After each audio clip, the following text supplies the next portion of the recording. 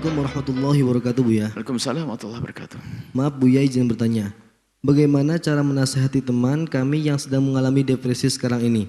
Teman kami mengurung dirinya sendiri di rumah dan tidak mau keluar rumah atau melakukan apapun karena merasa dirinya penuh dosa. Dia hanya tidur sepanjang hari dan bangun hanya untuk sholat, makan dan buang hajat. Bahkan tidak mau keluar rumah karena dia pikir semua yang dilihatnya di luar itu membuat dia berdosa. Bagaimana solusinya menghadapi orang seperti ini, Buya? Terima kasih, Buya. Baik. Ini depresi dalam bentuk yang berbeda. Misalnya, karena takut dosa, lalu dia bisa saja depresi karena takut dosa. Cuman cara ngobatinya adalah dengan ilaj ma'rifi, ilmu. Yang pertama. Kemudian, setelah itu ada langkah-langkah untuk misalnya ini. Ya, mungkin kita langkah dulu masalah ma'rifi dulu. Ma'rifi dulu baru langkah berikutnya. Jadi dia adalah takut dosa. Tidak beda sebetulnya dengan ada orang divonis mau dipenggal lehernya. 3 bulan yang akan datang dia dipenggal lehernya, atau dipotong tangannya, atau masuk penjara dia, atau mau dibawa ke mahkamah, ke pengadilan. Kan begitu. Di saat dia dipikir, wah itu kan masalah yang dipikirkan adalah masalah nama baik, anak saya sudah terlanjur terhormat, tatanya saya masuk penjara, masuk buaya, bisa stres. Tidak beda dengan itu sebetulnya. Cuman bedanya kalau urusan dengan Allah pengobatnya gampang. Sebab kalau dengan pengadilan kan sudah ditangkap, ini harus bawa polisi, diekspos segala macam dan sebagainya.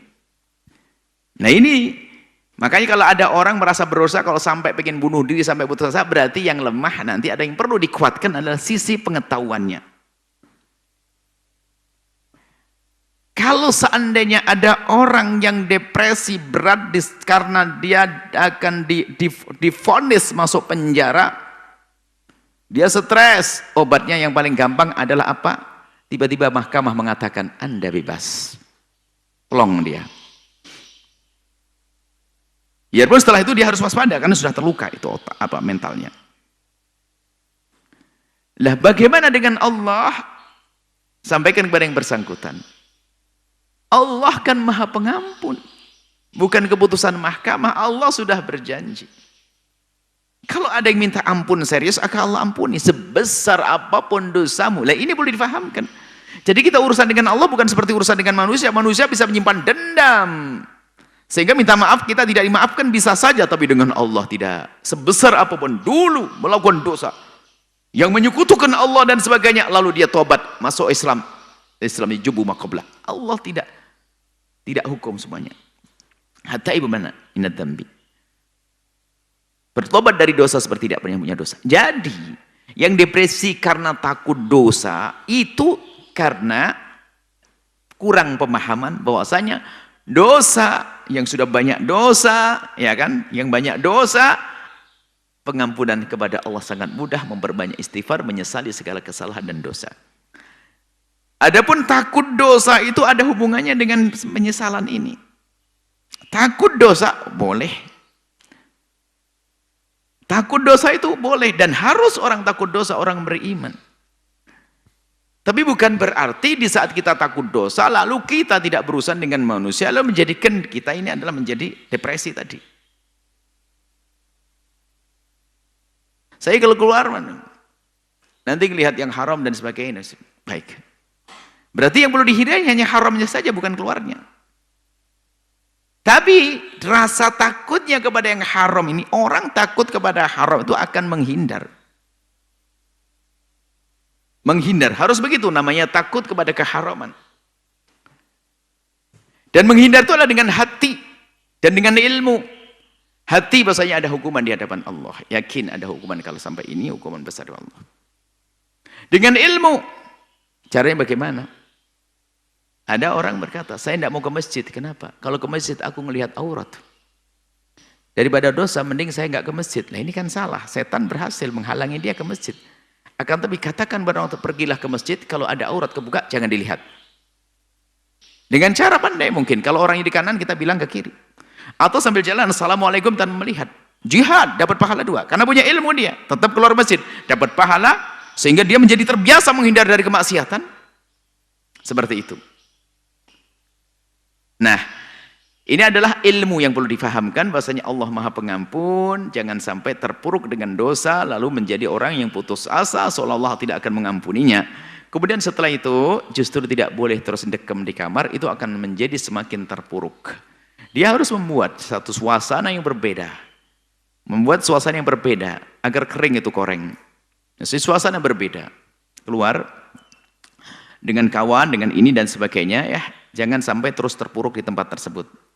Ini perlu proses juga, maka perlu dia bawa kepada ahlinya dong dalam hal ini, orang psikolog yang akan bisa memberikan sesuatu, apakah permainan atau tebak atau apa, ada cara-cara tentunya para ahlinya. Paling tidak yang ada di kiri kanannya itu akan menjadikan dia terhibur, menjadikan dia senang, menjadikan dia itu adalah lupa dengan permasalahannya tersebut, sakitnya tersebut, hingga dengan begitu akan mudah untuk sembuh. Lagi-lagi ini juga penyakit ya, jangan dianggap itu sepele, sebab kalau berlarut-larut ya kelihatannya takut kepada Allah, tapi malah nggak mau sholat.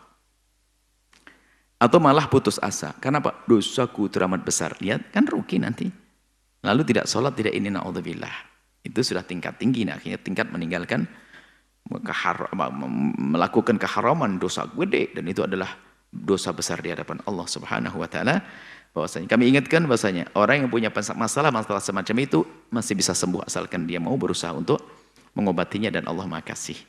Dan semua dari kita tuh mungkin sekali punya potensi yang demikian itu. Cuman bedanya adalah ada orang yang pandai dia menghibur diri, pandai orang menyiasati dirinya sehingga tekanan-tekanan bagi dia akan terasa ringan.